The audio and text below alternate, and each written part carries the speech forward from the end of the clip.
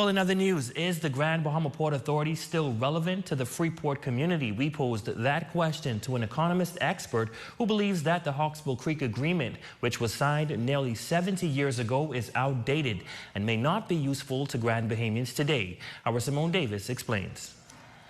Financial and economic expert Gowon Bowe says he believes the Hawksbill Creek Agreement, which was signed back in 1955, has served its time and purpose and suggests it's time to move away from it.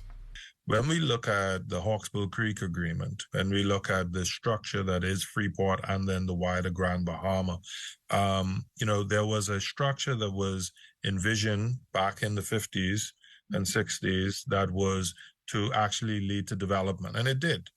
The question is whether or not the existing structure is still appropriate.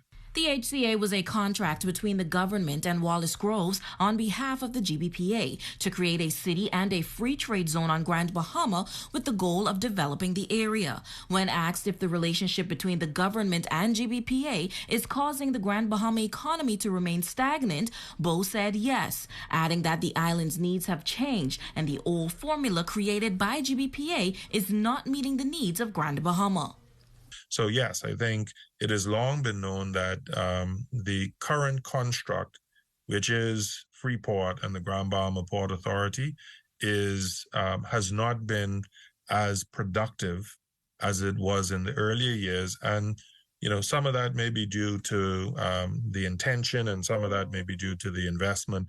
But a large part of it is due to just the passage of time, that the circumstances are different, the needs are different. The relationship between the government and GBPA, he says, plays a vital role in the island's progress, and he recommends that if politics is completely removed from the equation, there may be a better solution to the problem. But I think that the Hawksbill Creek Agreement and the construct of the Grand Bahama Port Authority has served its purpose, but has probably run its time and expired.